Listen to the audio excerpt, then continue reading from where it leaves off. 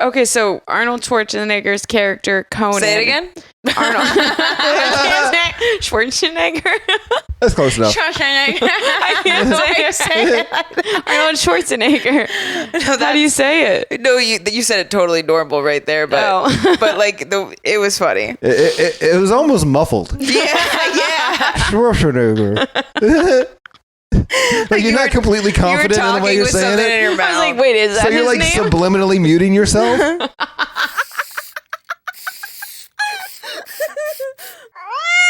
Welcome back to Two Girls, One Blunt, guys.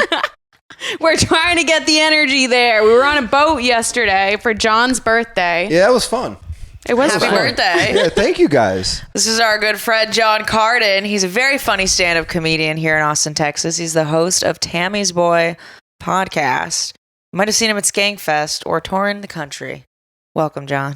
Wow, Thank you that was a so great much. intro. That was a great intro. I've been doing this for a while. I still struggle with my intros. No. Honestly, we are terrible at intros, and sometimes we'll bring on like.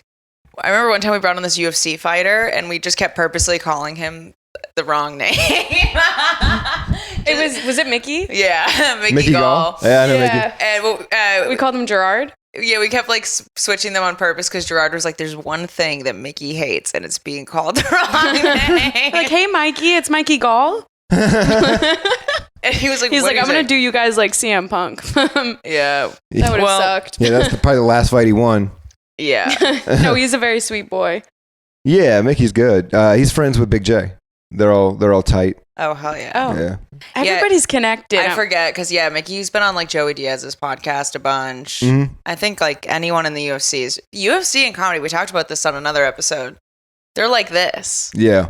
I you think know. it's because comics want to beat the shit out of everybody every day. So they just do it with their words and then they cheer on Yeah. other people. Yeah, we don't have the physical ability to beat people up. Most of us You're don't. like, we wish we could be like you, but we aren't. So we had that's to why we're this. Yeah, we had to resort to wit. Okay? Yeah. We had to make you want to. Okay, that's way harder. Yeah. Dude, give me 5 scotches. I'll make anyone want to kill themselves. Oh God, yeah. Give me an apple martini, just like my mother. You're going fucking down. It's not going to be pretty for either of us. Oh, for me, it's Bacardi 151. When I was drinking, that was like the most dangerous thing for me to drink. Bacardi Oh. 151. Bacardi 151. What type of that alcohol is that? I don't even think they make it anymore. It's Yeah, it's rum. like 150. Is that it's? It's Bacardi, but it's 151 proof. Yeah, that's what I was thinking. What's Bacardi? Rum. I just almost threw up White in my rum. mouth when It's rum. when you said rum. Rum. rum? Did Rum. Okay. Did That's that my make you, roommate. I was like, did that make you happy? Like, No, you said rum, and I was like, Boston rum. okay. Yeah, we Sorry. say like rum, like I'm gonna go clean my rum. Oh, Where are you from? originally? Mhm. That's such a loaded question with me. Oh, Born in Southern Virginia, but my mom met her third husband by the time I was 9. oh, So we moved to rural North Carolina, where I lived on a tobacco farm for 7 years. wow. Worked in tobacco every day. Was basically a Mexican immigrant for a good period of my life. Got sent away to a wilderness camp, came back, and then we left there. We moved to Yanceyville, North Carolina. And then my mom met her fourth husband at the Beach Wagon Club and Resort in Myrtle Beach, South Carolina. Wow. Yeah. What a place. What a meet cute. Right? And he was a train conductor from West Virginia. Well, that's what Emily thought her dad was. Yeah, he was not. He had another family. Do you think dad number 4 had another family too? I don't know. Did you see him actually conduct a train? He was kind of. Do you remember when people would use the word weenus? Yes. That's how I describe my third stepdad or her fourth husband. I would describe him As a weenus? Yeah. He was, Oh. I know. I mean, Tammy was a liar, dude. Tammy told some lies. I always felt sorry for that dude. But yeah, so from that point. Dude, I have felt sorry for like the men in my mom's Oh life. yeah. Where I'm like, do they not know? I know. They're like, Are they gotta only know. getting the good side? I know. I'm like, you have no idea. Yeah. I feel that way about ex-girlfriends sometimes. Where it's like, oh, buddy, Yep. you have no idea what you're in for. Like, I hope it's better for you. Like, I really do. Every time I have that hope in my heart that it's going to be better for the next person. Me too. I'm like, hopefully I was the lesson, even though it Yeah. sucks me being like good luck Chuck or something. I would good luck But- Chuck till the day I die. I but have no problem with it. as long as they get better, you know. Yeah. Yeah, everyone seems to glow up But after they leave me. I'm sure. I'm the rock bottom. I always feel like my exes would say the same thing about me, though. Mm. You know what I'm saying? Yeah, but if you're delusional, Oh. I'm not saying you, I'm saying in general, like if the person that you are with is delusional, Yeah. then they never really reach the rock bottom. You know what I mean? Or they can't even see the value that you brought. You know what I Absolutely. mean? They can only meet you where they're at. Yeah. Sometimes you just have to be a villain in somebody's story. I'm coming to that realization. I'm becoming some people's favorite villain character. I don't get it. It's like every time I wanted to be Gryffindor, they put me in like Slytherin or something. And I was like, no. I always wanted to be in Slytherin. They put me in Hufflepuff. I'm Ravenclaw. You're Ravenclaw? I would get Ravenclaw or Hufflepuff, sometimes Gryffindor, but I swear I took those tests to get Gryffindor. I did too, Because I'm like, I'm all of these things, but I know which one is what. Yeah. You can't fool me. I think I'm a combo of all of the above. So you're Ravenclaw. Yeah, I'm Ravenclaw through and through. Oh. I've taken the test like a bunch of times. Every time I get Ravenclaw. Okay, what are the characteristics of Ravenclaw? Being smart, Academics. Right? Yeah. Yeah, I Curious. very much so. Also, loyal is another thing. Oh. That makes sense. I feel like when I was younger, I just was like, they weren't the main one, so I want to be in the main one. Nah, I want to be I want to be like the secret smart group. But now I want to be Luna Lovegood. She's the best person. Like, I'm just off in my own world. Nobody can penetrate me, and I'm having a good time. You do have Luna Lovegood qualities. You really do. Like, I'm not saying Is you're she a space having a case. good time though? Like, I love Luna Lovegood. I do too. She's the sweetest character in Harry Potter, and like, she also got one of those tragic stories. Yeah. She gets imprisoned, and then they it's sad. Yeah. But she gets saved, She does get saved. and then she marries Neville Longbottom? I think. No, Rolf Scamander. Yep. I Ralph don't Scamander. remember any of this. See, Jamie- they would put me in Ravenclaw back when I was a kid, and I had a photographic memory, and now it's like I'm the dumb one. I feel like that's all I remember, like Harry Potter facts, and then everything else is like out the window. I feel like I just like if I learned it in a traumatic time period, all of it's gone. Mm. You know, that's why I'm not good at Spanish. Hola? You know, You need to do EMDR. Have you done EMDR? Ugh. no. EMDR is a lot. I always It am is like, a lot. I've done it, and With the it's, right practitioner, it's amazing. it is. Yeah. I remember my mom did EMDR, and then like they were 6 months in, so they had like opened her up to all of her trauma, and then he quit. Okay, that's brutal. And it like sent my mom in a fucking downward spiral. Ugh. Yeah, I think a therapist should sign a contract. If you're gonna meet with a therapist and you're gonna like give them all this stuff, you should have them for at least a year. Because I've had therapists quit out of nowhere too. Really? Yeah, like I had one therapist, and like for me, when I tell my childhood trauma, it's not. I can't do it in an hour. You know what I mean? The first episode, the first appointment is like, hey, I'm gonna trauma dump on you for an hour. I'm gonna just get it all out, and then next week we can tackle it. Sound good? Exactly. I've been through this a few times now. But I have to do that for 3 hours. Yeah. Because I have such a menagerie of childhood trauma. I mean, from like stepdad abuse, from like neglect, all these different things from growing up. So when I meet a new therapist and I get through that third hour, I'm ready for some answers. Yeah. Okay? I'm ready to hear some things. You That's know how what I I'm mean? in relationships. I've been through I've had so many boyfriends, and this time I'm like, do you want to marry me and have children? Yes or no? Yes. Yeah. Let's just get this over with. Here's all the intense questions you usually talk about 3 years from now. But what I hate in a relationship is the subtle pushes where it's like, wouldn't I look so good pregnant? Wouldn't I look so good with your baby? Wouldn't this like, That's subtle. I mean, no. That's very forward. That's very forward. But like, to them, it's subtle. You know what I mean? Because it's just like... Sometimes I talk about kids, in the though, and it's mirror. not necessily I'm trying to. Mm. Do you know what I mean? Maybe they just have Like a breeding kink. The other day I sent my boyfriend, I sent him like wedding rings, and it was not for me. I get ads of all this like Marvel superhero stuff, like gifts for a guy, and it's my whole feed every day. And so one day I showed him, I was like, look what is showing up, and it's an ad, so I'm not looking it up, and it's like Lord of the Rings wedding bands and Ooh, that's Batman cool. and like all the different like things, and they're the sickest. And I was like, he goes, yeah, one of my friends has one of those, and it was just like a conversation. It's not me being like hint hint, Yeah. you know. Yeah. Yeah. But I also like that we could talk about it and it's not be weird. And he's not like, why are you bringing this up to me? Because I would view that as a red flag. Do you want to get married? Maybe. With the right person. I was divorced 3 times by the time I was 22 years old. Military? What? Yeah. What Actually, branch? 26. I was divorced 3 times by the time I was 26. Twice by the time I was 21. What branch were you? Army. Yeah. That makes That sense. tracks. Yeah. Yeah, straight up. We went viral and got in trouble for saying that we would rather date a guy out of prison than in the army. You guys get your sign-on bonus. You get your Dodge Charger, and then you marry and divorce 3 times. Yeah, but I've also seen... People were so mad about that. We were like, we're kidding. It was we were being very... But I've also seen the opposite end of it, too. Where I've seen a guy marry a girl from his small town, and then he goes overseas, he gives her power of attorney, and then he comes back to another guy living in his house with a truck in his name. And I've seen that quite a few times where Jody just kind of slips in while you're gone. Yeah. But mainly, like, I think the fabric of most military relationships is pretty thin.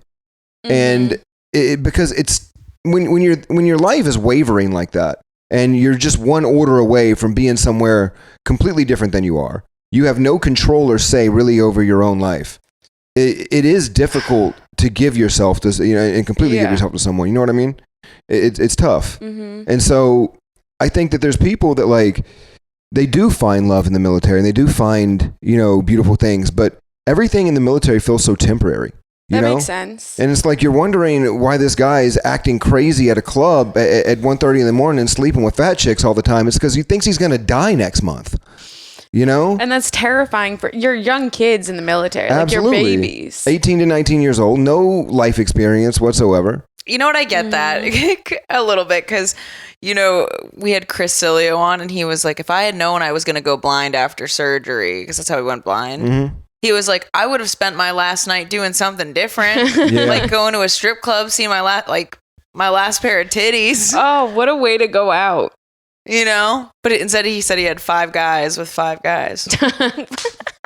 Which also sounds like it could be the start of a So on the flip side though, one of my closest college friends, she's getting married next month to a small town guy who is in the Marines. They met when they were 19. They lived a town away in Connecticut, and they've been together for the past 8 years. And now I'm going to their wedding next month. So there is beautiful things that come from the military. There's just that stereotype that the dudes are fuck boys. I dated so many military guys and hung out with their friends, and we did Fleet Week. We did comedy. I did comedy for Fleet Week. Horse. Absolute whores. If you walk around a PX like a shopette and you look at the wives that are in there, you can tell who's in there for benefits and who's in there for love. Really? Yeah, 100%. It's not there's a word I don't even like using it because I think it's super offensive. What is it? But they're called dependopotamuses. I think it's hilarious. Please use it in a sentence. Okay. Do you see that lady walking through aisle 4? That's a definite dependopotamus. See an Urban Dictionary definition. Basically, it's a woman that's gotten fat off the check and the benefits. And is basically the only reason that guy's with that woman is because there's a monetary value for him being with her. Whereas they get BAH, right? Basic allowance for housing. Okay. So that's an extra $800 to $1,400 a month. If you're married? If you're married. Yeah, that's why everyone gets married. That's why everybody gets married. Because the military literally incentivizes marriage. So, and also another weird thing about the military is adultery is one of the worst things you can do in the military. Yeah. Can't that get you entirely it can discharged? Get you completely discharged. It can get you a dishonorable discharge for cheating on your spouse in the military. Which is crazy because everybody in the military cheats on their spouse. Pretty much. And every spouse cheats on the military. Yes. I knew I've heard a lot of that. I dated a guy who was going to go into the Marines, and I couldn't do it because he was just wanted me to follow him around and kind of be his brother and her, his wife, they did the military thing and lived on base. And I was like, that will not be me. Yeah. You can't do that. And you deserve somebody we were together for 8 years. I was like, I cannot do that. I am too needy. Yeah, that's a long relationship. Yeah. We did communication through letters for a while, when we went to school, all that stuff. And I was like, that was hard, but I was busy. But now I'm like, no, I'd want my person here. I don't think I could do a military guy. I mean, I could do one, but I I couldn't date one. Yeah, somebody was like my friend deployed. John. it's the same reason that people have trouble dating comics. It's like Yeah. It's the same thing. Yeah, it's I would We're rather going date a off guy. to I would war. rather date a guy in the military. Than a comic. They're being deployed, I'm babe. We're currently a dating a nationwide tour. comic, no. no. We go on many he's great. deployments on weekends. You know what I mean? It takes a lot of trust.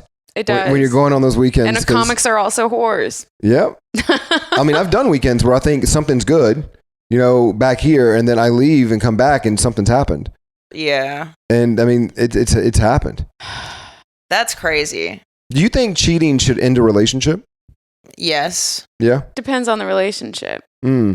I think it's different. I think, like, say you were with somebody for like 7 years and you guys never cheated and the relationship was falling apart, but you have like all this like foundation and somebody like steps outside, but they like eventually bring it to their partner and then it opens like a door for them to grow stronger and maybe talk about things that they weren't able to, which is why that action took place in the first time. Mm-hmm. I think that in that case, I think you should work through it. Yes, that's exactly the scenario I was thinking. If you're my boyfriend and you're not my husband, get out, because you're already starting that way. Yeah. If the relationship starts like that and it's cheating in the beginning, that should end a relationship.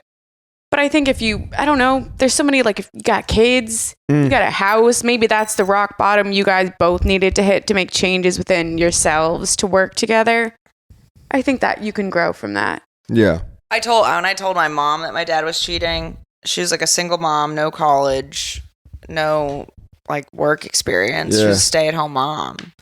And I told her my dad cheated on her because I read his emails and hacked his AOL account. And what was his screen name? got like Bill Sim contractors or something. I was hoping it was Big Daddy Loves Good. No. That would have been good. But it like tore apart my family. He left like the next day. My mom became an alcoholic and then got super abusive as a result. It was like the downfall of our family. Do you wish you hadn't said something sometimes? Did you feel guilt about that? Yeah. Sometimes I still do. I'm like, I can look back and be grateful, but like then there's part of you or maybe you're like your inner child that's like, I should have never done that because maybe life would have just been better. Yeah. It's not your fault. You were a kid. Yeah, you're just trying to do the right thing. I had like a strong sense of justice. So I was like, this is wrong and someone should know about it. Yeah. But now with like what I know now, I'm like, sorry, Ma, it's better you don't know. Even if horrible things come from the right thing, it was still the right thing. Yeah. It sucks though. Yeah, I've got to have you on my pod, She's got crazy stories. Yeah. The cool thing I've enjoyed about doing what I'm doing is like people can come. It's open. It's just like an open book, so you can come back on. Wait, talking to your mic. So you can come back on. You know what I mean? Mm-hmm. That's why. I'll have to come back on. Absolutely. Because like you'll watch your episode, and then because I watched yours, and then I'm like, there's questions that I wanted to ask that I didn't ask. And so like I will have all those questions ready for the next time. And then that's a completely different episode. You could also like have people on like 6 months or like a year later and like see the growth and like their mindset. Absolutely. And ask them those questions with like that extra like experience. I'm really high. One hit? Yeah, I took 2. But yeah. Damn. This is good I'm feeling stuff. like good. Do we play Super Fight? you always love like that. No, I think we should talk a little more. Well, we could weave in and out. Oh, man. That's true. Because I don't know where we were at. We were talking about ending relationships. Like being like the tower moment for people you care about. And it's hard. And I think that's one of my biggest character flaws is like that too much empathy. Yeah. That I'll hurt myself as a process, and I won't make the decision to like I won't make those kinds of decisions until it's like absolutely has to be done and it's so bad. Yeah. I was asked my therapist if I was a narcissist, and he goes, honestly, Emily, I wish you were more narcissistic because maybe then you would choose yourself more. And I was like, oh, okay. But I also that like hurts. Sometimes I hate you know what I mean? I treat others how I want to be treated. And there's been times where I've snapped on someone and fucking tore them a new one. And I'm like, I'm so sorry. I love you. And I didn't mean to talk to you like that. And I'll work on my behavior. Yeah. And I would love for someone to give me grace to be a human. And so I give other people grace, and I constantly need grace, I feel like sometimes, because shit's always going on, you know? And not like that I'm handling it poorly, but like life is life's, you know? I think one of the things that I really need from a partner is a certain amount of self-sufficiency, where I really need someone that can take care of themselves sometimes. And it's like, I will be there for you in moments of great need, but I can't be there for you in moments of great want. Because I have things that I have to prioritize. Mm-hmm. And it's like, I'm sorry that that's the case right now, but I have 3 kids. I have a comedy career. I have a podcast. I have all these responsibilities, and I have to honor those. Mm-hmm. And I always look at it like I have 2 legacies, right? I have the legacy as a comic, and I have the legacy as a father. Yeah. Those are my 2 legacies. Those are 2 things I have to protect. And those are 2 things that are most important to me. Mm-hmm. So and this is why I do love military men. Because you guys say shit like this. Yeah. Well, honor, family, purpose. Well, if you're going to... It's not even... the military didn't really do that for me. It was my dad's philosophy. And it was my dad... Yeah, my dad taught me like the measures of a man. He was. Yeah. He was. I know. And he passed it down to his child, and you're a good man, John. Are you not seeing it? Okay, I'm seeing it. There's a reason that I was looking for Charlie around the bedroom all the time. I have a joke about that. Yeah, it's about my butthole. But yeah, I remember from last night. Yeah, it was funny. My dad had PTSD from Vietnam. Yeah, and so I couldn't wake my dad up. Yeah. Bro, that's how I feel about waking. That's how I feel about waking Emily up. Emily, wake up, I'm like, where's Charlie? Emily jumps out of the bed. Oh You'll my be like, God. hey, Emily, she's 0.2 seconds on her feet. Ready to fight? Yeah. Or something. I don't know. It's like scared. No, usually scared. Looking like Neville Longbottom? Yeah. Yeah. I'll fight you. She's a 2nd degree black belt. You gotta stop telling people that. Then somebody's gonna kick my ass, Jamie. I can't take a 2nd generation military man. Was a 2nd degree? Yeah, she's dead. They're gonna abduct you and drop you off. They're gonna abduct you and drop you off at the Kumite. What's the Kumite? Yeah, what's that? You never saw Bloodsport? No. Okay. I know this happens often to us on here. It's first off, it's the Jean-Claude Van Damme movie. Oh, it's wow. Like, it's like the Jean-Claude Van Bloodsport is like, there's not a trailer park dude that hasn't watched Bloodsport 100 times. Is it a trailer park movie? No. Oh. What's it about? It's called Bloodsport. It's about a dude going to fight in this tournament called the Kumite. Oh. And that's pretty much the movie. We have to watch this today now. Yeah, he like runs away from the Air Force, and it's supposed to be based on a true story by Frank Dukes was his name, but it turns out later that he made it all up. Oh. It was all bullshit. But when they made this movie, they thought it was all real. And Jean-Claude Van Damme plays Frank Dukes. Okay. Oh, wow. He was hot way back when. Jean-Claude Van Damme was hot back in the day. Who is that? The muscles from Brussels. Wasn't he French? I'm so... Brussels. Brussels, yeah. I was... Close. I'm not good with the geography. Is that Belgium? Yeah. I think, right? That sounds right. Prague? Maybe. No. Oh. Yeah. He does have those like killer eyes though. Let me see. Actually, I don't. I think I wouldn't be attracted to him. Back in the day, Jean-Claude? Yeah. Wow. I think I saw him on Friends and I was like, he's beautiful. I was also like 10. Okay. It's his eyes. Okay, I recognize him as like he's an attractive person here. And I can recognize someone and see, I could recognize all of this as attractive, but it's his eyes. There's something in the eyes. I feel like they're the eyes of a killer, Bella. And there's something about those. There's a certain look in eyes that I avoid. And he has them, unfortunately. So he was a kickboxer, but I don't think he was ever actually nationally ranked. He just had the good look in his eyes knocked out of him, James. That's what it was. He got kicked in the face a couple times, and he's like, I need to act. Yeah, no, he's like, I guess he's like cute here, and these are like sexy eyes, and he's posing for a picture. But his like dead eyes and most of the other pictures, I'm like, one of my favorite Jean-Claude Van Damme moments is the John Woo film. I'm trying to remember. It was he plays a Cajun, and he has a mullet. It is literally I love a good mullet. I think he karate kicks a snake Nice. Snake's head off. Nice. Pretty sick. Yeah. I think it's called Not bad. Death Warrant. Maybe you have to watch that movie. Death Warrant. Death Warrant. I'm going to give you a list of What are Jean-Claude these Van Damme movies to watch. Death Warrant and Bloodsport. Well, my guilty pleasure is B martial art films. That's like my guiltiest pleasure. I love the shittiest martial art films for no real reason. My Well, because I favorite. just love fun fight scenes and like Yeah.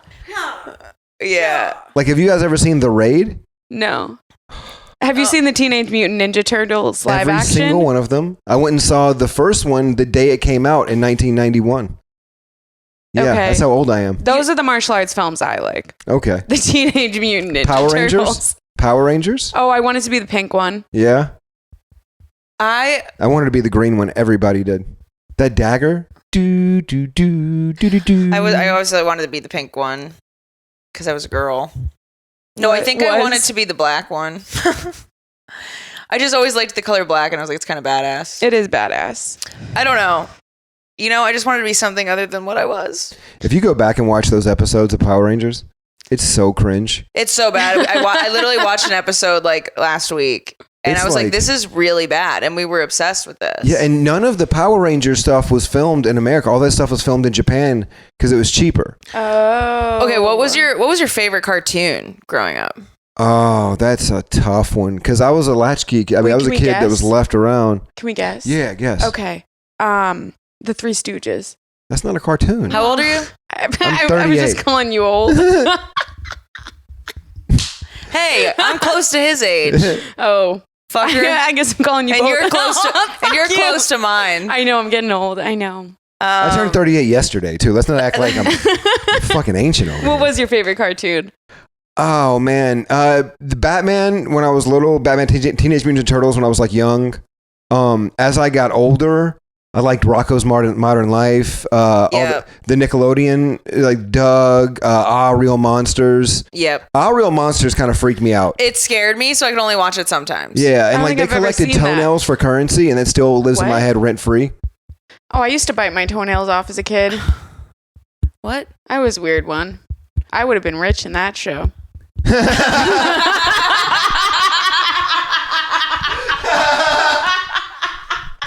She's like, I've been collecting. I got 30 in a jar right now under my Oh bed. god, that was so matter of fact. God, I feel like that you read that from the Declaration of Independence. I have 27 years of toenails, guys. No, I'm just kidding. You jump up, you're like, oh my god, I'm a millionaire. I'm rich. That's so funny. Oh man, yeah. What were you guys? Did you watch Courage the Cowardly Dog? Here's the thing. I was That one scared of him. terrified me, but I loved it. It was great, but there's one episode of Courage, and I'll try to find it. There was a scary, fucked up one. But there was one where I'm like, I literally had like an existential crisis as a kid after watching this episode. I mean, it's insane. I'll have to find it, but it is. Do you remember what what was it happened? about? It really relates to like childhood trauma and depression. He was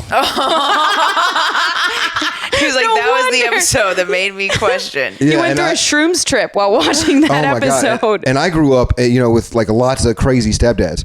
So I watched that and I'm like, I felt heard and seen and like, Oh.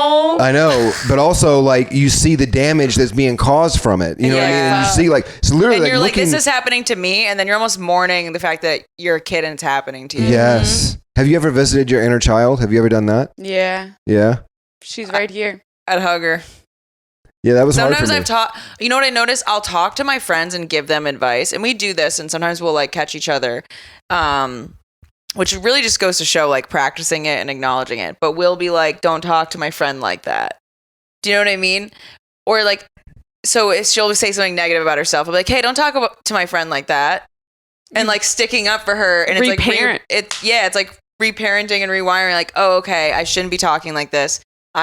Someone has my back. Yeah. And like, or whatever. And I'll do that to like my inner child where I'm like, I'm giving all this advice to other people. I was like, I've never sat down and talked to my inner child like I'm giving it advice or saying I'm proud of you, you know? Yeah. I have to sit with, I feel like 13-year-old Emily is the most hurt. And that's who I sit with a lot. That sounds so weird. But like when I like meditate and I'm sad and upset, I'm like, you're okay. Like look at where you are and where you've come from, and you're doing good things. And even if you feel like you're behind, like you're okay, and it's all going to be okay. And I'm just like, whoa. Have you ever wrote a letter to like your 13-year-old self? No. Like, imagine you're like, I don't know. I always remembered I wanted like my parents to show up to my mom always would show up to things, but would make it about her. And I just wanted to be acknowledged for all the work I was doing despite like the craziness. And she just wanted the credit that she raised me. And look how good my daughter's doing. I'm like, no, I'm doing this despite of you and through all the shit you're throwing at me, and you're not acknowledging that. Wow, I just had a realization of something I needed to heal from my ex. That makes sense. That's why that podcast bothered me. Where I was like, you're not. Yeah. Do you know what I mean? Okay. This is why therapy is good. I love therapy. I get it all the time. I have ADHD therapist vibes.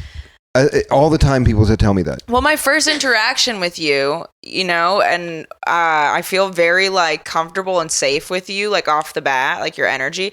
And I remember I was having a panic attack. We talked about this on the podcast. I was having a panic attack for LMAOF. I think I had talked about you on it. And I was having a panic attack, and we just sat down and we trauma bonded and just said the most fucked up shit that's happened to us and what we learned about it and whatever. And I got up and I was like, wow, I feel so much better. And I didn't feel like we were dumping on each other. I felt like we were like connecting. And I was like, oh, okay, I feel seen in my panic state right now. And that's what I needed. I just need a little reminder of who I am, you know? Yeah. So thank you for that. Oh, you're welcome. That's sweet. It shows that you've like done the work on yourself too. And some of it. I'm not going to say I've done all of it. I've definitely worked through some things, but there are a lot of things. You handed my boyfriend a book on emotionally focused couple therapy. Yeah. And he shows up and he goes, we got to read this together. Yeah, it's a great way to learn how to communicate because you learn the I feel statements, right? This makes me feel like this. Instead of you're doing this is that. This makes me feel this way. Because it gets to the root of the feeling. Okay, so I started doing this ABC worksheet, and I'll just like... Oh, I liked that. You showed me that. I want to pull it up because I feel like it's such a good tool. We should put that on the screen so someone could screenshot it too. Okay, I'll send it to Trevor. So activating event, something happens. So I bump into the camera and it like gets tipsy or something. B, belief stuck point. I tell myself something. I tell myself I'm useless and that I can't do anything right and that I suck. Consequence. C, I feel something. What do you feel when you feel useless? You feel like shit. You feel stupid. You feel dumb, whatever. Small, little, yeah. And then you go, are my thoughts about B realistic and or helpful? And my therapist always goes, can this be proven in a court of law? Can it be proven in a court of law that I'm completely useless because I bumped into something? No. So is that useful and or helpful? No. What can you tell yourself in such occasions in the future? I'm not useless. There's been other circumstances where I've proven my use. I'm okay. I'm safe. Maybe next time I can be more careful when I'm walking around, but that doesn't mean I'm a shitty person or little. And I really love that worksheet. I like that. That's awesome. I can send it to you guys too. Yeah, send it to me. Yeah, I just got a book called those things are so helpful as well. Yeah, I just got a book called Somatic Therapy something. I got it off TikTok Shop. I keep getting it. And it's like all these different practices of when you're feeling things. Maybe I should go grab it. I don't know. We were talking about visiting your inner child. I remember when I did it for the first time. And it's like, what is your inner child doing right now? I'm like, he's sitting on a floor in front of a TV and he's alone. And that was a lot of my childhood, right? When I wasn't being forced into labor or all these different things, that was a lot of my childhood. I was alone in front of a TV. And so I went to my inner child and I just whispered to him. I didn't yell at him. I didn't scream. None of that. It was like, I just whispered to him, hey, you're worthy of her love, whether you realize it or not. You are 100% worth. That woman in there is not paying attention to you. That's only focused on herself. That's only focused on the man that she has to please. You are worthy of her love, and that was one of the hardest things for me was to realize that I am worthy of a woman's real love and her real attention because my mother didn't show that, and she would only show that when it was necessary for her to survive, when she was without a man. That's when I became my mom's husband. And it was this, and it was all the time. It was like spur of the moment. It would happen. But I remember the first time going back and like actually talking to my inner child, actually like speaking to him. And it changed my entire perspective on childhood trauma. It changed everything. So I'm like, oh, we can do that. You can go back and reparent. Mm-hmm. You can go back and change these things, these horrible things. And it's like, you had no control over that. Yeah. That wasn't for you to control. Yeah. That was somebody else had that responsibility and they chose to neglect it. Yes. And so put that responsibility on them and then own what you need to own instead of owning everything. Whew. Bars. And you know, it's crazy that in doing that, you can view the memory differently. Yeah. And then therefore like alleviates the feeling sometimes associated with the memory. You might remember how you felt and stuff, but you're not like holding it inside you anymore. Yeah. Because like what that kid needed to hear in that moment, you just gave him, and then it can be released. Yeah. You know? That's what good EMDR did for me. Me too. Reprogrammed those memories so they were no longer painful. It brought back old memories, but I did also have horrible EMDR where like Jamie's mom, I was stuck in like 13-year-old me for like 7 months and I spiraled. Yeah. So was this when I knew you? Yeah, in Miami. Like maybe like a year before we moved. What does your spiraling behavior look like? Like I withdraw. I get very like cold and like in myself. So that's when we had a problem and we were weird. That's what was happening. Mm-hmm. Yeah, I had a really bad therapist and she left me. And I internalized that and took it personally. Well, how could you not? Like it was me, yeah, because I didn't know that was happening.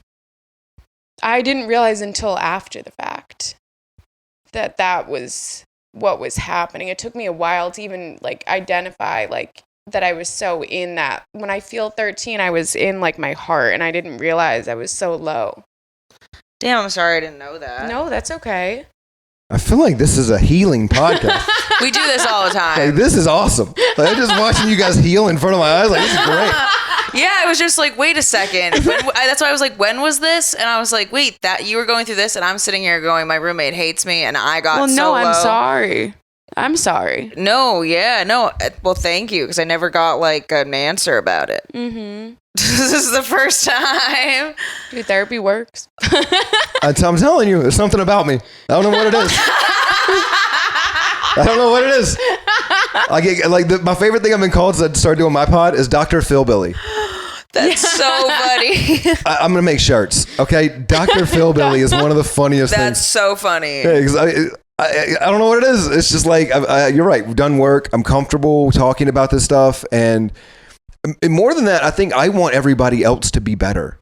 Yeah. You know, I want everybody to heal from their problems. You know, because I'm not fully healed from mine. Mm-hmm. I don't think we'll ever fully be healed from it. No, probably not. There's always scars, right? There's always going to be scars. Little things you can touch to remind you of the pain. Yeah. And sometimes I'm like, okay, here are all my main problems. And then I do like heal a lot of that stuff or learn how to cope with it better or whatever. And then you're at this level now. And then you realize that there's actually like deeper layers to all that stuff you thought you healed, you know? Like, I remember getting over, like, anxious attachment and being like, okay, if my guy doesn't, like, text me or something and not spiraling out, you know, and being like, you're cheating on me or what are you doing? Because younger me would do that. So then when I got over that, I'm like, oh, okay, like, I can go, like, the full day and then have a phone call at night and be fine. But then there was other things, like, deeper levels to that. And, like, as relationships got better, different things started coming out with different people. And I'm like, oh, I thought I healed this. Yeah. But it's presenting itself in a different way I didn't expect. And now I'm not prepared. Dude. You know? You gotta expect the unexpected. I know. So it's like always a thing where you're like, you think you're good and you're not. I took a sip of Absolutely. cherry Pedialyte yesterday and it like reminded me of the medication that I had to take when my mom put me on anti-epileptics. And I was like, oh, I don't like this feeling. And who would have thought that such a little thing would make me not happy? You got Gypsy Rose. That's why. Well, yeah. But that's a lot more traumatizing than your mom just giving you shitty medication. You're like, it's triggering. I was like, it's the fucking cherry. The D yeah, you is guys are fire. going to have a good pod. Oh, yeah, I can't wait. Yeah. It's funny just like looking back. Sorry, I just put my finger in my mouth. I know. I don't want to touch you with my You were wet anxious. finger. It's funny looking back with a different lens each time, right? Because as we grow and as we change and as our perspective changes, you look back and see different things. You don't see the same thing. Like I used to look back and see my mom as this crazy person. Now I look back and see my mom as this sick person. Mm-hmm. And this person that desperately needed help. This person that needed to be in counseling. This person that needed to be medicated. Pretty sure my mom has borderline personality disorder.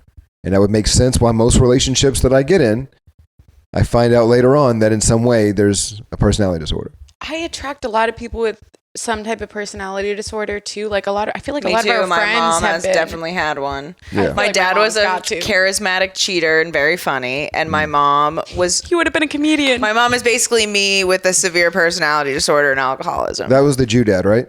Yeah. Yeah. When you were saying like you look back at your childhood with a different perspective, the hardest part about doing that as you're growing, and is with that new perspective comes new feelings now. Because I've looked at my mom as like, when I realized how hurt I was in certain situations and gave myself grace, then I was able to look at my mom with more grace. And then I felt guilt for not knowing that in the moment, and I'm like, damn, sometimes I was really mean and really cold. The other day, I didn't realize that something like made me want to do this. When I'm sad, sometimes I like to just dig deeper and force myself to cry. And I'm like, all right, I got that out. So the other day I went through, I made this scrapbook when my dad passed away, one for each of my siblings. And it's all the pictures with my dad and us. And I have the letter he wrote me in prison. And I have like saying he wants to get sober and talk to me. And then I have all of the newspaper articles that are like front page with my name in them talking about my dad, all this stuff. And then I asked my brother, I was like, do you have the voice memo that dad sent you? Because I haven't heard his voice. And I was like, maybe I have one. And I went to my Facebook Messenger, searched his name, and lo and behold, I'm scrolling up and I find all these voice memos, and it's my last conversations with my dad that I didn't realize. And it's me going like, I've been better off without you, and I want nothing to do with you.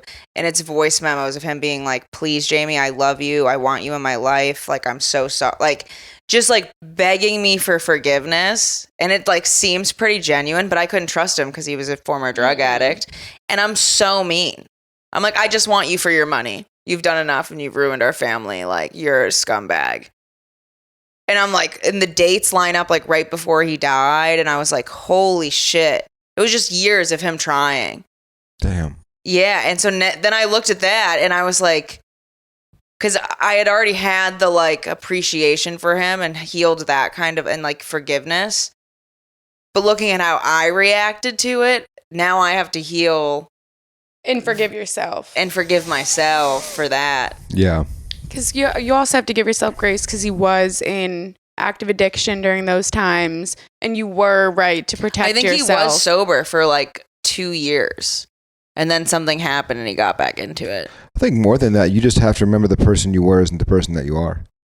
Yeah, and I was like, I have to give myself grace again. I was like, I was so hurt, and like reading it, even talking about it, I can feel the extreme anger and betrayal I felt. Do you know what I'm saying? If you got those text messages right now, how would you react? If it was my mom, because she's alive and she's a huge bulk of my trauma, and it was like actually thoughtful and she took accountability, then I would be open to a conversation. But what if it wasn't? What if it wasn't like completely open and accountable? What if it was just an apology because that's what they're capable of? They're just they might not. That's the thing about sick parents, right? You have to understand that their capabilities are limited when it comes to forgiveness and talking and those kind of things. So I'm not saying to give grace to the emotionally, unavailable or non-intelligent. I'm not exactly saying that, but I am saying that there is something there. You know what I mean? Where it's like you got to kind of understand that there are limits to the way they can apologize. And there are limits to the accountability that they can take. Because you're dealing with, parents have borderline personality disorder too. They have bipolar disorder too. They have all these things that we have. Parents can have that as well. Untreated. And it's just untreated because they grew up in a generation that didn't treat it. And while today we are very vocal about this, You know, we're very vocal about mental health. Mm-hmm. You know, people in the 70s were very vocal about women's health and gynecology and all those things to push those areas forward. And pap smear, mammogram wouldn't be a common thing today if it wasn't for the advocates in the 70s and the 80s pushing women's health, you know, to the front, making gynecology, you know, a thing that's important. That's true. I think I struggle a lot with that, with my family members, where I struggle to meet them where they're at and accept where they're at, because I don't want to accept where they're at, but I also want to be given the grace to be accepted where I'm at. Yeah. And it's a hard impasse that I'm trying to navigate, I think, right now, more so than ever. No, I get that. I realize you can't be accepted where you're at. All the things we want for ourselves, we can't have until we start doing it first. Absolutely, yeah. Mm-hmm. And the one of the most powerful things I ever learned in therapy was that you're not your trauma, you are your choices. Yep. Yeah. You're made of your choices. You choose this. I was talking to somebody who's close to me who's going through a hard time, and he was like, I don't want you to hate me for me telling you this. And I was like, I don't. I'm happy that you told me, because that's hard. And 2 years ago or whatever, you would have never have told me. 2, like, you are not this person that you think you are because this has happened. That's not who you are. Those are just the choices you made. Tomorrow is a new day, and just slowly start making good choices. And you might fuck up, and that's okay. You might make a bad choice. You make 3 good choices and a bad choice, but you just made 3 good choices you wouldn't have made previously, and that's growth. Mm-hmm. You know? And it was like, just wake up tomorrow and just try to make a choice you wouldn't have made, and just take it one day at a time. You know, when they say, like, when you get sober, a lot of people don't say I'm sober. Like, when they wake up, they're like, oh, I'm just not going to drink today. Have you heard that? Yeah. And so it's like, because the idea of having to do this huge change as a person and a whole, like, 180 of your life and routine and all this stuff is so daunting and heavy that it's like, most people can't handle it, and that's why we don't stick with anything. But if you just do it for one day. If you just do it for one day. One day at a time. And then the next day powerful thing. Yeah, the next day you're like, I'm just doing it today. Yeah. And before you'll blink, and then you're like, wow, I've been doing this for a month or whatever. I think so many people could take shit from, like, AA and Al-Anon. Mm-hmm. Because, like, quit taking it personally. One day at a time. Yeah. There's so many, like, little idioms that I say, and I'm like, oh, fuck, they're so right. So a book you guys should read, because you basically just quoted his book. It's Atomic Habits by James Clear. And I highly recommend it for anyone that wants to form positive, healthy habits. It shows the power of I didn't even realize that's where I got it from, because I read that book. Yeah, that's absolutely. So that makes sense. Yeah. I've read that book too, and I think it's really eye-opening when it comes to, like, just setting a standard for yourself of what you want to be habitual. Mm-hmm. You know, people habitually smoke, but that's a habit that you might not want. So you have to work on breaking that habit and forming another habit to take its place. Do you know what I realized too? And hopefully this helps somebody, but because I have ADHD, I'm already at a disadvantage of forming habits. Yeah. Do you know what I'm saying? And I know that. And so, like, something that was hard for me was cleaning. Yeah.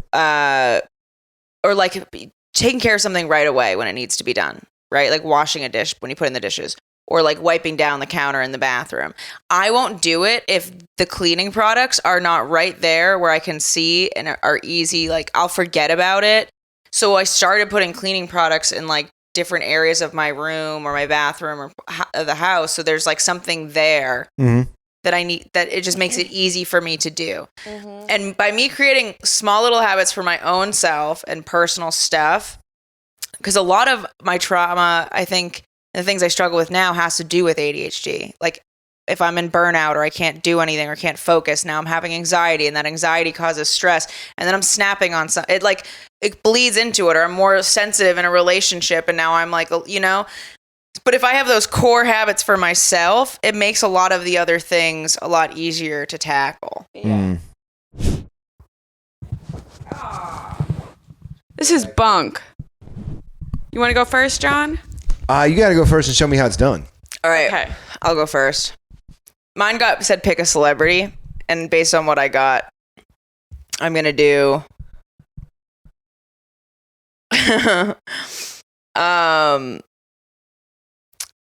Chuck Norris, Oh, armed with nunchucks, wearing a meat bikini. nice. I almost said Sydney Sweeney, but I don't know if she knows how to use nunchucks.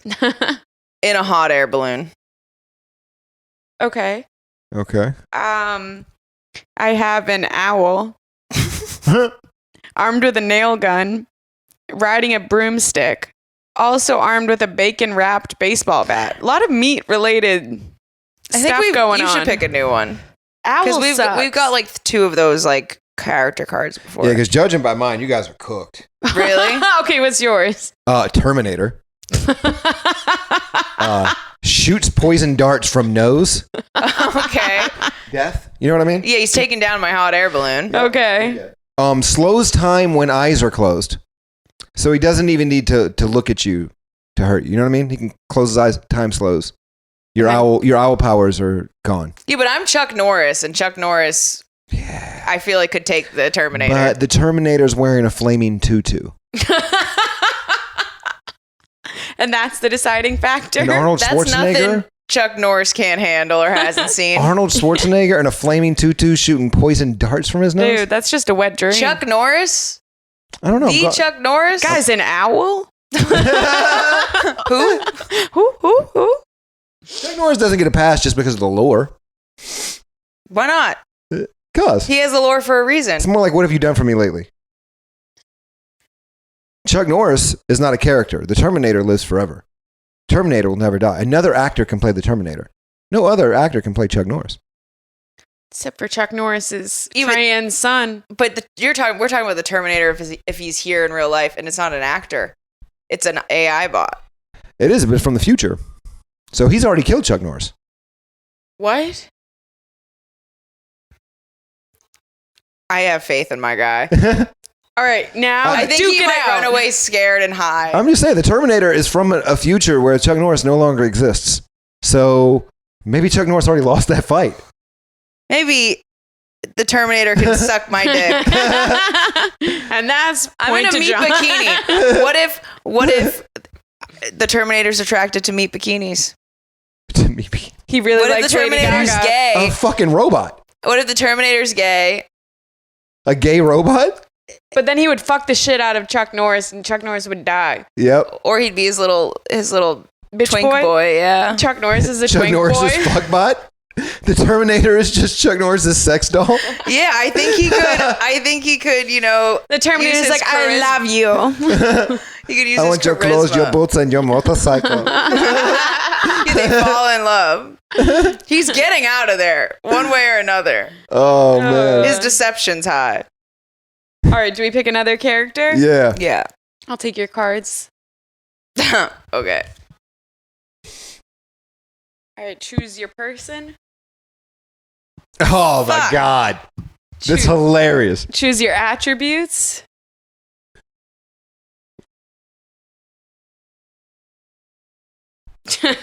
What? I don't want to do ones that we've already done. Yeah, you might get me on this one. I haven't done this. I haven't done this one. I don't know if I can argue my way out of this one. Do you want 3 new cards and No, you pick? I like the challenge. Okay. I'm a good debater. Okay. Okay, Conan. On a velocipede? I don't know what that is. Conan, as in Conan the Barbarian? No, I think Conan as in like the funny guy. Conan O'Brien? No, they would have wrote Conan O'Brien. Oh, then who's Conan? It's Conan the Destroyer. It's Arnold Schwarzenegger's character. Okay, so Arnold Schwarzenegger's character, Conan. Say it again. Arnold Schwarzenegger. That's close enough. I can't say it. Arnold Schwarzenegger. How do you say it? No, you said it totally normal right there, but Oh. but like it was funny. It was almost muffled. Yeah. Schwarzenegger. Like you're not completely confident in the way you're saying in it. your I was mouth. like, wait, is that So you're his like name? subliminally muting yourself? Yeah, I was like, I'm about to say hard R. I gotta be quiet. it was like a light hum over it. Okay, Conan on a velocipede. We still don't know what a velocipede is. Imagine it's half velociraptor, half centipede. Oh. Armed with holy hand grenades. Can become any animal. Jesus. What else? That's it. Oh, Do I need more? Now, what were the 3 things? Oh, on a velocipede, okay. armed with holy hand grenades, can become any animal. Damn. Yeah, that's a tough one. I don't know if I'm gonna beat that one. Because I've got Rambo. Who's that? You don't know John Rambo? No. I've got so many movies to watch with you two. I know. Everyone says this to us. We get lists all the time. Honestly, yeah. No, like I will come over, set you down, and make you watch this shit. We're watching Bloodsport and Rambo before I fucking leave. Rambo is armed with a tranquilizer gun. Okay. Ooh. He can clone himself. Nice. What the fuck? But each clone is half the size of the previous. So we're going to get a bunch of mini Rambos. Like little teeny beady randos. And then he's made of mirrors. Oh. I know. Wait. That could be a... He's invisible with a trank gun and he What can if the himself. sun comes down and beats off the mirrors and like sparks a hole in my chest and kills me? That's true. That's smart. You're dead. Always thinking. I have Obama Nice. with super endurance. As he does. He throws spears. Hot. God, come on. Hey, I didn't do it. Yeah, I know, but did 45 slide that card in there? You know what I mean? That's a Kenya joke if I've ever heard one. And he can't turn left. Okay. He So can he's only go Republican. right. Yeah. That's a broken Obama. Yeah. Yes. Or is that the Obama the country needs right now? But we have super endurance, so we'll last a long time. Another Kenyan thing with the spear throwing. I think it's hot. You know, it feels like that was loaded. You know, I threw some out and then just grabbed the card and then I read them together and I didn't even realize that. Yeah, you basically just called Obama like. Is that a reach? I don't know. It was like totally random cards. It was. I did select them. Oh. Well, like not on purpose. All right, guys, we'll go back to the ABC sheet. Can this be proved in a court of law? It's on camera. Fuck. They'll see exactly what happened. Okay, so who's winning? I think you are. I think I am too. Wait. I have a holy hand grenade. Conan on a. And I'm on a velocipede? velociraptor centipede combined. And yours? I'm Rambo, but I'm made of mirrors, and I can clone myself and make myself tiny. And I'm armed with a tranquilizer gun. I don't stand a chance for a velocipede. What if you tranked it? How many trank darts do I have? And also, how big is this velocipede? That's my question too. And if you can turn into any also, animal. I'm going to be honest. What the fuck is a velocipede? That's my second question. Because this could be like a fairy. You know what I mean? Wait. Like it could be like a tiny little thing, and we're making it out to be like. What if it's just like a moped? Velocipede. Oh, it's a bike.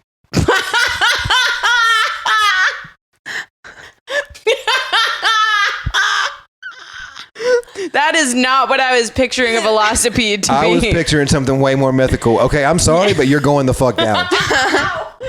Made of mirrors Rambo is gonna fuck you up on that little velocipede. But I'll hand throw grenades. spears and I'll break your mirror. I have the power of God I can clone myself and throw myself into your spokes, and then your bike is just. Yeah, but I'm Conan. I can recover. You're but Conan I'm who still can turn Rambo. into any animal. I'm still John Rambo. I'm Obama. And? What? He saved this country. Do we need a drone strike? He doesn't have the codes anymore. Well, it doesn't say. It just says Obama. He might have the codes. Do presidents still have codes after like they I are think no so. longer president? I actually no. I think they're debriefed on Like, everything. do they have to reset everything? Yeah. I wonder if they just gave Trump his old codes back after Biden. They're like, he won't remember the new one. There's no way. Let's just give him the old ones. Yeah. God, I would not give to have that button. A velocipede is the weakest thing I've ever seen in my entire life. Yeah, you're going down. Trevor, can you please put a velocipede in this? Picture me as Conan driving a velocipede. Yeah, with a sword above her head. And a holy hand grenade. I think that means that I can smite both of you motherfuckers, and you're both going down. What's a holy hand grenade? I don't know. Is holy like holy like water, or holy like there's lots of holes in the grenade? In that case, it wouldn't work. No, it's like holy as in God hand grenade of Antioch. It's a weapon from the 1975 British comedy film Monty Python. Saint Attila asked God to bless a grenade. It's used to destroy a deadly white rabbit with teeth. Oh, yeah. This grenade has a 3-second timer and a sound effect similar to Handel's Messiah's Hallelujah chorus. Oh, I'm dying. That's all I got? Yeah, you're dead. Fuck. The more we looked your shit up, the weaker you got. Yeah, it sounded really cool to start out with. It sounded so cool. We should have just stuck with that. You should have stuck with that, dude. Because you guys never would have beat a velocipede, okay? If one of your listeners knew what a velocipede was, They're like, these idiots. They're so confused right now. They're like, they think she's gonna win on that. Okay. All right. No, same but different. Yes. Woo. Okay. Yeah, I'll start. Ready? Something you can say after surgery and in a booty call text. Wow, you really opened me up. What are these marks on my body? wow, these stitches are healing nice. Jesus. Did they give you the husband stitch? So what'd you think of my vagina? Something you can say after surgery and in a booty call text. That's how I sounded after surgery. Oh. You up? Yeah. Yeah. Yeah. Are you alive? You trying to get out of here? How's the pudding? Are there more drugs? More morphine next time. Yeah. Okay. Something you can You say. really rearranged my insides. Yeah. My guts feel it today. Something you can say to the lunch lady and at your ex's funeral. Her meatloaf was shit. Hit me one more time.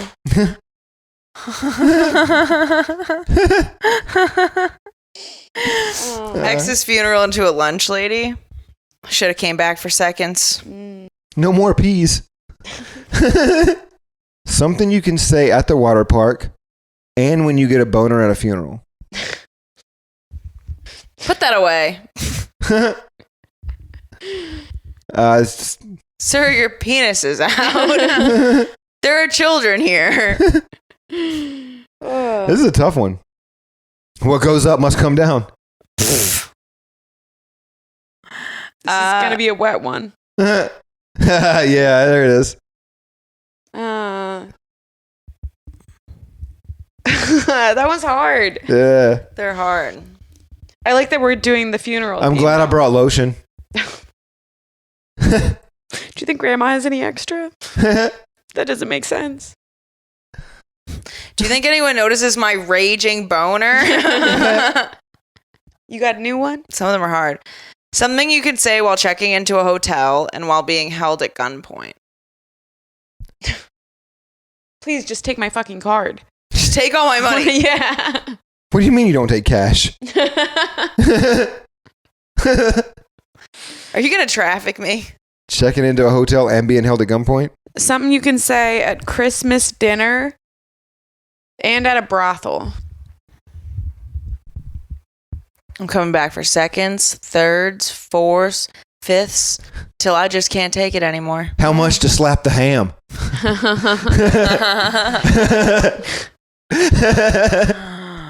Grandma, what the fuck are you doing here? That's great. Who invited Grandma? Wasn't expecting to see Uncle John. Yeah. Or Uncle John. Depends if he's a hot uncle. All right, it was another one. These are good. Something you can say while buying a car and while trying out a new sex position. Let's just take it for a test drive. Yeah. It's okay if you don't like it. We can try another one. Yeah. How fast can we get from 0 to 60? What are the fucking car facts? Show me the car facts. New position. Smells like immigrants in here. How does it handle curves? I'm getting brain dead. I am too. I'm crashing. Let's All right. do like we one just more. did therapy. Yeah, I we know. did. Is that I need what like happened? a nap in the sun. Yeah. Okay. We did the Zoom call. Something you can say to your stepdaughter who you hate and at bottomless brunch. You need to leave. Really? Another mimosa, Sharon? We talked about this last week. You said you weren't going to do it again. The orange juice doesn't make it healthy, Sharon. Yeah. I don't care if your boyfriend cheated on you. You're still a cunt. There you go. I like that. Something you can say to your grandma and when someone walks in on you having sex. I get it from Dad. I get it from my mom. Put $5 in a card and leave it on the table.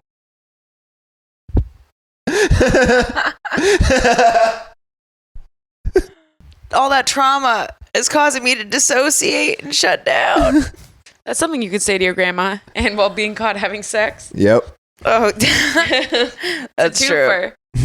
I had something you can say while watching your house burn down and when you receive a nude. Okay. That's fire. Yeah. Yeah, it's fine. That's fire. Just the flame emoji? Somebody should call 911 for you. So fucking hot. 911. I feel like all the oxygen has left my body. It's so hot, I could die right now. Has anyone seen my pets? I tried to say pets and cats at the same time, and I said pats. It's just a techno song. Pets Don't and forget cats the and pets and pussy. cats and Yeah. No, it's boots and cats and boots and cats and boots and cats. Boots and cats and That was like boots and every cats. And cats and boots and boots it and wasn't cats. it's techno, but it's called something else now. EDM or I don't know. There's so many different House versions music? of it. I'm I not can't as keep like, up with these goddamn kids. They're like, do you like trap, bing bong, boop bam, hardcore dubstep punk? And you're like, what? Beep Bop Boop. Yo, beep bop boop is pretty fucking good. Yeah, Beep Bop Boop wouldn't have happened if it wasn't a Beep Bop Bop moment. You know what I mean? We had to have that moment. I know. That's so true. That trap. Yep. Oh man, well this has been fun. It's been a blast. I think we all need a nap and some sunshine. Guys, make sure to take deep breaths today. Stay present in the moment. Have a lot of fun. We're there with Breathe. you, okay? Everything's gonna be okay. Yeah. John, where can we find you? My Instagram's going to the John, but it's JON. I have an OnlyFans special with you guys. Woo! Yeah. You We all said did. that last night as you were announcing me, and I should have gone on stage and been like, not that kind of OnlyFans special, guys. Oh, damn. Yeah. No caller Oh. ID. We'll take a bong hit about it Yep. after the pod. No So caller ID heavy. means they hid their number, and then like spam is spam. No, it means I have that person blocked and they figure out how to do *67 and call Yeah. the number. Oh. Yeah. You got star 67. You What know, an honor. good dick's a curse. Oh, that's how I feel about pussy. That's how I feel Amen. about And on that note, guys, we'll see you next Tuesday.